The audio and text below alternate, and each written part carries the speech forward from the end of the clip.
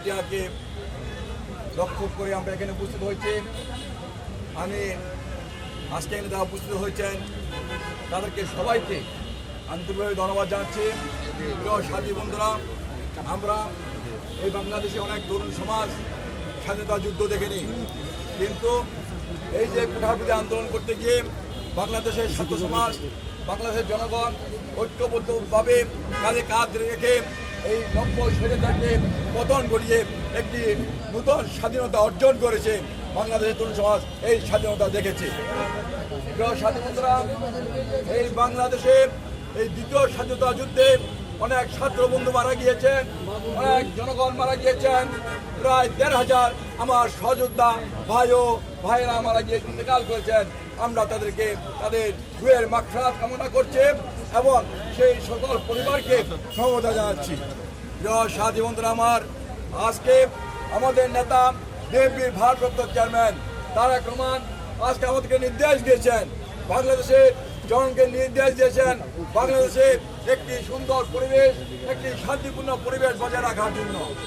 আমরা দেখতে পাচ্ছি আজকে বাংলাদেশের একটি কুচক্র মহল বাংলাদেশের পরিবেশকে ঘোলা করার জন্য, বাংলাদেশের স্বাধীনতাকে বিকৃতি করার জন্য চক্রান্ত করছে।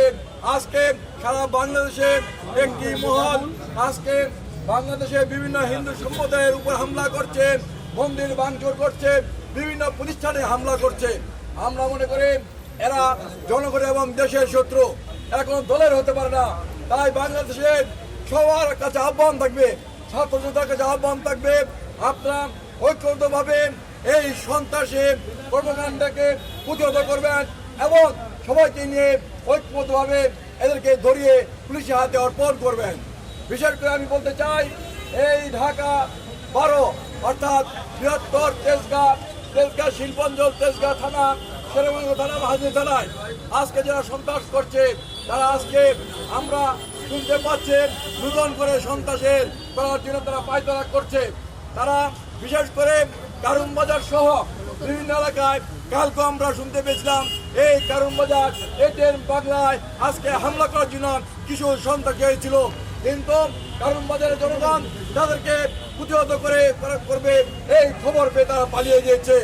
আমরা শুধু স্পষ্ট ভাষায় বলতে চাই, শুধু কারুন বাজার নয়, সারা বাংলাদেশে যেখানে সন্ত্রাস করতে চায় বিএনপির প্রতিটা নেতা কর্মী, বাংলাদেশের ছাত্র সমাজ, বাংলাদেশের জনগণকে ঐক্যবদ্ধ করে সকল চক্রান্ত, ষড়যন্ত্র এবং সকল সন্ত্রাস এবং সকল দখলদারি প্রতিরোধ করবে, সকল দখলদারিকে প্রতিহত করবে।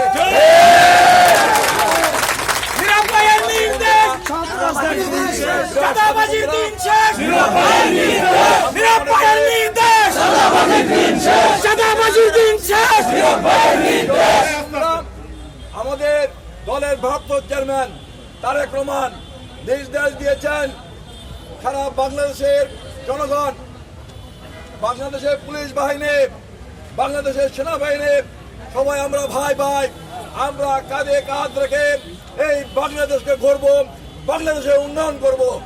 কিছু দুষ্কৃতকারী আছেন, তাদের আজকে তারা ব্যতীত আজকে সবাই আমরা ঐক্যবদ্ধভাবে আমরা দেশ গড়ার কাজে আমরা এগিয়ে যাব।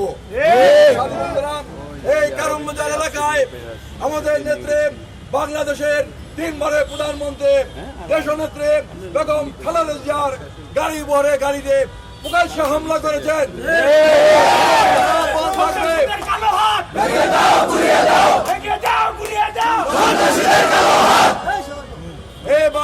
এই তেজগাঁর এবং কারুন বাজার জনগণের কাছে আমরা আহ্বান থাকবে, যারা আমাদের নেত্রী, বাংলাদেশের 3 বারের প্রধানমন্ত্রী, দেশনেত্রী বেগম খালেদা জিয়ার গাড়িতে হামলা করেছেন, তাদেরকে ধরে পুলিশের বল করবেন।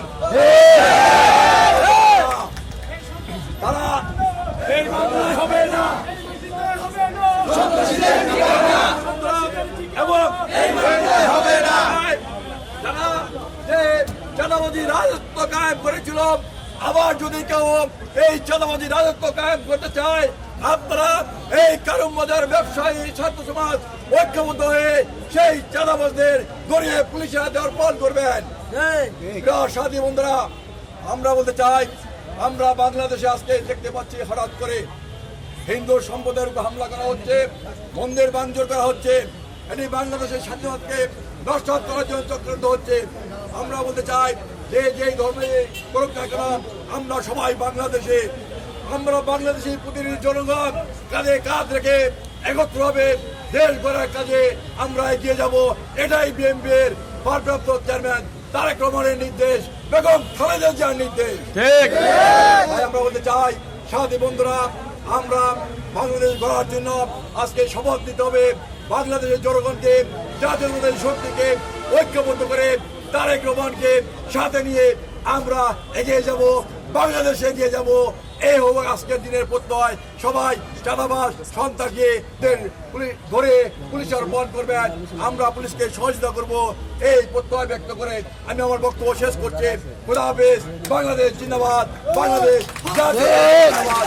সহ্য করুন, প্রথম বাংলাদেশের জিন্দাবাদ। আমাদের